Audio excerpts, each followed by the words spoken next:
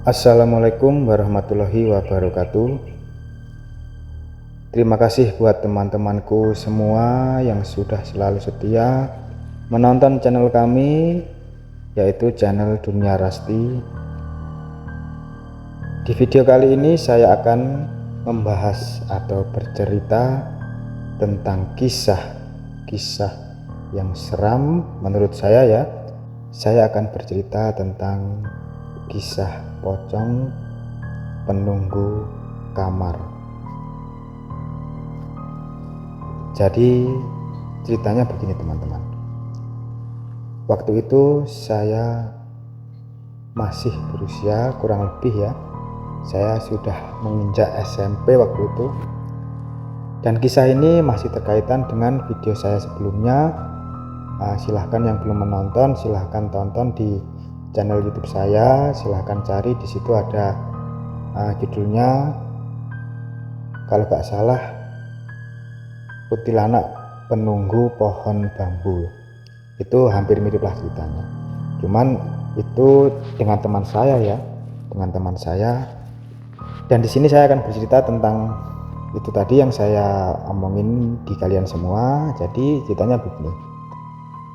Waktu itu saya itu mempunyai saudara ya, saudara dari mbah ataupun kakek saya, adiknya kakek saya itu punya anak ya, punya anak. Setelah itu anaknya itu punya anak lagi. Jadi ibaratnya gimana ya? Itu kalau manggil saya tuh masih kakak gitu. Kalau di sini itu bahasanya mas.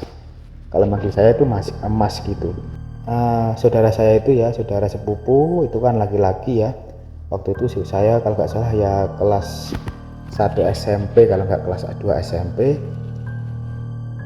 Dia itu sebelum melihat pocong ya, dia itu katanya itu kan kayak di samping rumah kan, itu kan kayak ada, kalau di sini ya, kalau di sini itu namanya gubuk ya. Gubuk itu kayak rumah kecil tempat tongkrongan gitu ya. Waktu itu dia malam hari itu di situ kan sama saya sebelumnya. Di situ sama saya ngomongin ya, ngobrol ya, namanya anak muda ya, ngomongin hal-hal yang tidak jelas gitu ya. Setelah itu bertambahnya jam, sekitar jam 12-an, saya ngobrol sama sama saudara saya itu tadi, ngomongin ya, malum lah ya, namanya laki-laki kalau udah melalui jam yang lebih kayak jam 12, jam 1 itu kan ngobrolnya yang mistis-mistis ya. Kalau saya sih gitu dulu gitu. Setelah itu ngomongin itu, cerita kalau di sana ada hantu, pernah gini pernah gitu dan lain sebagainya kan gitu ya. Cerita, sama-sama cerita gitu. Setelah itu saya kalau nggak salah itu sekitar jam 1, kalau nggak jam 2, saya lupa ya. Waktu itu saya pulang, itu rumahnya nggak deket, cuma tetanggaan gitu ya, mungkin ada deket banget kok, mungkin ada satu rumah, setelah itu nyampe di rumah saya. Dan situ kan dulu saya kan sama kakek sama nenek saya. Waktu itu kan di rumah itu saya kan tinggal sama kakek sama nenek, dan saudara saya sama ibunya sama bapaknya dan sama kakaknya. Cuma kakaknya kan selalu keluar gitu, kalau habis maghrib dia main, pulang-pulang nanti pagi gitu kan. Jadi setelah itu dia tidur. Setelah tidur dia tidur itu di kamarnya kakaknya itu yang saya bilangin yang sering keluar itu. Jadi dia tidur itu di kamarnya kakaknya itu ya. Itu kakaknya itu tidur di situ, dan katanya ini masih katanya teman-teman. Jadi saya juga gak ngalamin sendiri, ini cuma katanya ya. Katanya itu dia itu awalnya itu dia itu bermimpi bahwa di mimpi itu dia katanya itu dikejar-kejar sama sesosok pocong tersebut. Dia dikejar-kejar. Setelah dikejar, dia kan ya namanya juga orang bermimpi itu, kalau bermimpi yang serem-serem pasti kan nanti kan terbangun sendiri ya, dan setelah terbangun itu kan kayak di badan kan nggak enak ya, kayak keluar keringat, setelah itu takut dan lain sebagainya kan gitu ya. Soalnya saya juga pernah ngalamin kayak gitu teman-teman. Setelah itu dia setelah bermimpi, dia itu kayak kan terbangun tapi dia itu menghadap ke selatan. Setelah itu dia sebenarnya dia tuh merasa gini, katanya ya dulu, katanya ceritanya dia tuh katanya bilang gini, wah kok kayak ada pocong juga ya di sebelahku, gitu katanya. Nah, setelah itu dia berubah posisi kan, sebelum menghadap ke barat, dia itu menghadap ke timur. Kan kamarnya kan kalau nggak salah itu kamarnya menghadap ke utara, kasurnya itu ya, tempat tidurnya. Setelah itu dia itu menghadap ke timur teman-teman, tapi dengan posisi itu tapi dengan posisi saudara saya itu menghadap ke barat, setelah itu menghadap ke timur, dengan posisi selimutnya itu ditutupin buat tidak ibaratnya gimana ya, tutupin badannya gitu. Jadi dia di dalam selimut gitu, di dalam selimut itu dia kayak menggigil, sudah keluar keringat itu semua keluar, keringat semua keluar, dan merasa takut. Dan dia itu di pikirannya gini katanya ya, kok kayak ada pocong di samping saya, iya apa bukan gitu mikirnya. Setelah itu teman-teman ya, yang anehnya lagi, di dalam mimpinya dia dikejar sesosok pocong, dan di nyatanya itu di kamarnya. Waktu itu kan lampunya dimatiin sama saudara saya itu kan, lampunya dimatiin. Setelah itu dia merinding saya teman-teman, ini badan saya cerita kayak gini merinding. Setelah itu tiba-tiba dengan firasat dia, dengan pikiran dia yang mungkin menjadi satu ya, setelah itu tiba-tiba itu di pinggir, di pojokan rumah itu, di pojokan kamar kan ada ya, kamar itu kan ada sekatnya ada pojokannya ya, di pojokan kamar itu kan ada itu lah. Itu kan waktu itu lampu dimatiin sama saudara saya waktu mau tidur. Setelah itu dia lihat, dia kok bisa ngelihat gimana, lihatnya gini teman-teman, dia tuh ngintip. Jadi beraniin dia ngintip, ternyata apa yang dipikir sama saudara saya tadi benar. Jadi apa yang dipikirkan saudara kalau di sampingnya ada pocong itu benar sekali teman-teman. Dan benar, tiba-tiba dia ngintip itu ya pocongnya itu berdiri di pojokan kamar. Setelah itu dia langsung teriak sekenceng-kencengnya sampai tetangga rumah itu dengar.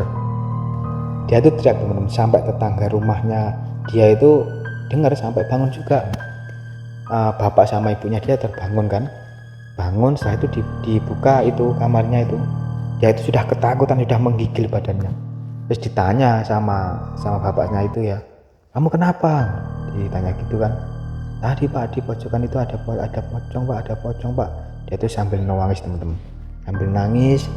Setelah itu ya namanya orang dilihatin seperti itu. Jadi ya itu langsung dia besoknya setelah melihat seperti itu, langsung dia tuh gak berani tidur di situ. Dan dia itu trauma, kayak kalau bahasanya itu gimana ya, kayak orang gila, kayak orang linglung gitu kan. Kayak orang gila itu 1 minggu dia gak sadar, diajak berbicara itu gak sadar teman-teman. Sampai saya dipanggil ya sama bapaknya, bilang suruh nemenin dia tidur di rumahnya. Ya sebenarnya saya takut juga teman-teman, takut juga waktu itu, saya beneran takut.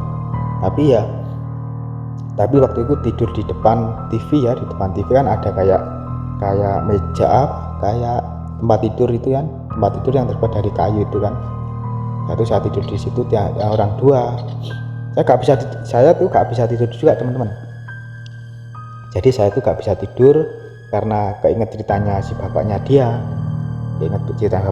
Dia tuh juga waktu itu gak bisa tidur juga, masih takut juga. Saya nemenin tidur itu kalau nggak salah sekitar 3 hari, kalau nggak 4 hari di rumahnya. Setiap malam pagi saya pulang gitu terus. Saya nemenin itu ya, waktu itu kan malam ya, malam itu sekitar jam 12-an lebih sedikit kalau nggak salah. Saya kan juga pinjem selimutnya dia saya pinjem, saya buat tidur gitu kan. Waktu itu saya sudah mau tidur kan, sudah kayak saya kayak gak sadar itu sudah mau tidur juga. Dan teman saya itu saudara saya itu belum tidur teman-teman, masih kepikiran. Terus setelah itu kayak ada bunyi kayak ada bunyi suara jalan gitu di rumahnya. Saya jalan srek gitu ya, kayak ada langkah kaki lah ibaratnya, ada langkah kaki berjalan. Setelah itu dia langsung terbangun, megang saya, bilang gini, mas. Saya kaget kan, kenapa? Dengar mas. Itu saya dengar, saya juga bilang iya dengar. Apa itu? Gak tahu mas, mungkin ibu kamu mungkin, saya bilang gitu kan. Gak mas, ibu sudah tidur kok, bapak juga sudah tidur. Itu kayak suaranya itu kayak terdengar dari dapurnya teman-teman. Jadi kan waktu kan TV sama dapurnya itu kan bergandengan gitu kan, dan itu kan rumahnya kan belum kayak belum di keramik atau di lantai gitu ya, belum ada lantainya, belum ada, cuma seperti biasa itu lantai-lantai biasa gitu teman-teman. Jadi kayak lantainya seperti biasa itu teman-teman. Kalau di kampung kan kayak gitu ya, jarang ya yang rumah ada lantainya yang kayak itu keramik gitu kan, itu kan sangat jarang banget di sini. Itulah saya waktu itu, terus dia bilang kayak ada yang jalan mas ya. Saya juga mikir, saya dengar kayak iya emang bener itu teman-teman, itu emang bener ada yang jalan di kamarnya dia, di dapurnya dia. Setelah itu jalannya itu menuju ke kamarnya yang tadi ada pocongnya gitu teman-teman. Dan itu sampai yaitu 1 minggu saudara saya itu tidak bisa diajak bicara. Kayak diajak bicara itu kayak gak sadar gitu. Setelah itu menginjak ke 1 minggu lebih ya mungkin ya, saya juga lupa. Setelah itu baru dia itu berani bercerita. Sebelumnya belum berani teman-teman. Itu yang cerita itu bapaknya sama ibunya. Saya suruh nemenin, saya kan tanya kenapa kok saya suruh tidur ke rumahnya dia gitu.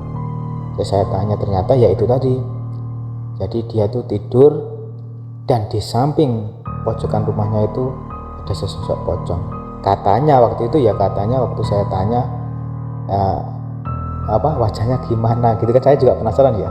Saya tanya wajahnya gimana, katanya sih dia itu tinggi, posisi pocong itu tinggi banget dan wajahnya itu hitam, tidak kelihatan sama sekali, tidak terlihat.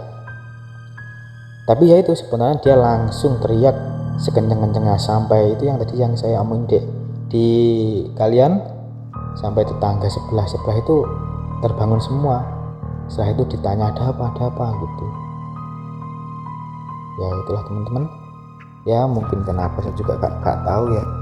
Saya juga gak tahu, saya sendiri juga gak ingin melihat seperti itu. Soalnya kan kalau di sini tuh katanya kalau nggak mampu melihat seperti itu tuh bisa sakit, bisa panas dingin lah tuh badannya. Tapi gak tahu di kalian gitu, saya juga gak tahu. Ya terima kasih buat teman-temanku yang sudah setia mendengarkan cerita saya. Dan cerita ini cerita yang tidak saya karang ya, mungkin saya mengingat-ingat soalnya sudah lama juga kejadian itu, sangat lama, mungkin ada berapa tahun gitu kan. Waktu itu saya masih kelas 1 SMP, dan masih banyak lagi yang pernah saya alami. Nanti saya akan buatkan ceritanya di video yang lain. Dan terima kasih buat kalian semua. Jangan lupa untuk mendukung channel ini ya dengan cara subscribe. Silahkan share di teman-teman kalian, keluarga kalian jika kalian suka. Jika kalian tidak suka ya skip aja, tidak masalah. Saya membuat cerita kayak gini intinya ya saling berbagi aja dah. Dan terima kasih. Sekian dari saya.